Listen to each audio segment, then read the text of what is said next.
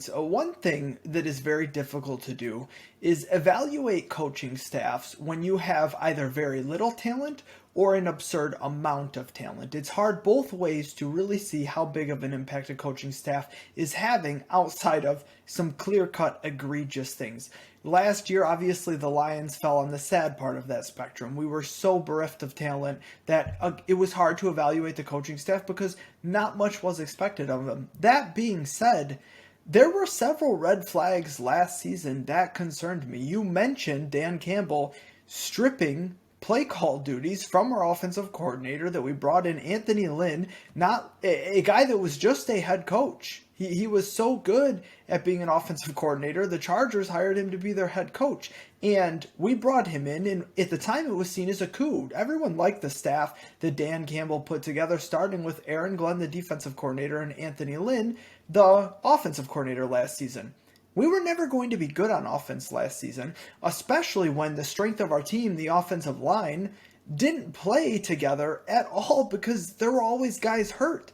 So it was always going to be rough. And then he said, we're not scoring enough. We're not doing much. We're going to take play calling duties away from Anthony Lynn, who is no longer with the team because he didn't come to Detroit to not call plays. So that was a big gamble. And I didn't see anything out of Dan Campbell, a first-time play caller who has not called plays at any level. I didn't see anything that made me think that he should be calling plays. It was actually concerning, and people will point that the offense started to take off near the end of the season. Well, they started to get healthy, and they started to get used to the system, right? And Right. of course, you also have motivation down the stretch. One, you don't want to go winless, but you want to pile wins. You're auditioning for your job. You're on a rebuilding team. You're auditioning for your job, whether it's for your next team or whether it's to stay on this team and be a part of this rebuild. There's a lot of motivation there, but despite the team being really poor, and we got a lot healthier, especially on offensive line toward the end of the season. Jared Goff got more comfortable in Detroit. Plus, things went so poorly. Goff started playing like he had a lot less to lose. He started slinging it a little bit more. This is not an endorsement of Jared Goff, but he loosened up the reins a little bit when he was given the Right. opportunity. But we are still an archaic offense, and we didn't do anything that gave me a lot of hope for the future of Dan Campbell should be calling plays. So what I want to see starting with is Dan needs to either evolve as a play caller, which is possible. This is the first time he's ever done it at any level. A full offseason to install his offense and kind of figure out with Ben Johnson what they want to do. And it was a collaborative approach, at least according to Dan Campbell, him and Ben Johnson, both of them with the rest of the offensive staff, kind of like a lot like Jim Harbaugh does with Michigan a lot of the time. It was a collaborative approach, not a Sean McVay just taking the reins and making all the play calls. But that was Dan Campbell's offense, and it either needs to evolve fast or he needs to make a big boy move and give the reins to a real offensive coordinator. That's checkbox one. As you mentioned, obviously we want to see growth of players, but I just want to see the coaching staff put players in positions that make sense.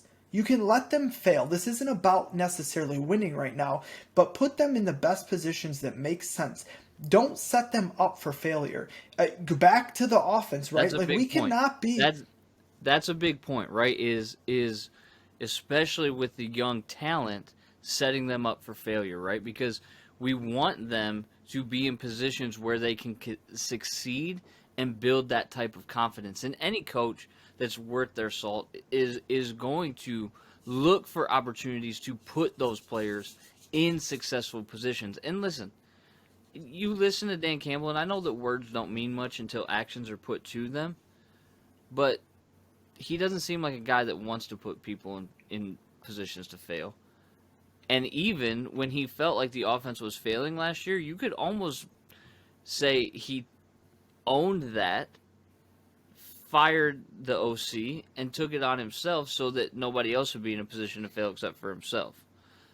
Maybe that's a little bit of micromanaging, being in a leadership position. It could be six one way, half a dozen the other. But I do agree with you. I think that is the key point for this coaching staff, right?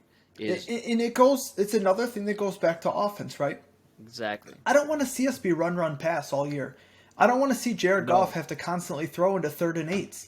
It's not. No. That's not setting your players up to succeed. It's just not. And I understand that Jared Goff is not the strength of this team. I understand that we want a good running game, that we have a solid offensive line, albeit one that did not run block that well. They pass block better than they run block. I mean, look at our highly paid left tackle, Taylor Decker.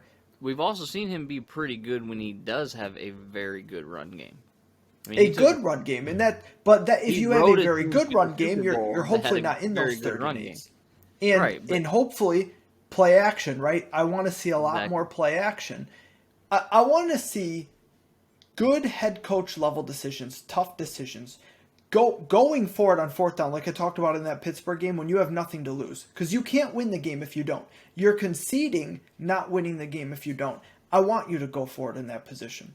I want you to put trust in your guys. I want you to evolve. I want you to manage the clock better, which, listen, as a first-time head coach, I understand there's going to be hiccups. Last year, there were hiccups. There were some close games where you could argue that he cost us down the stretch. He made some interesting decisions. I want him to grow as a head coach, making those head coach decisions, the when to go for it, when to punt, how to manage the situation. When you're winding down at the end of halftime and you have the ball, I want to see you be aggressive.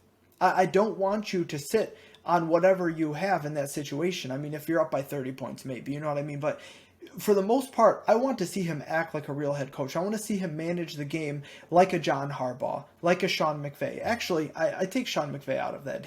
Last year, his game management, I have a lot of bones to pick with. I know they won the Super Bowl, but hey, we're not going to get into that. I know.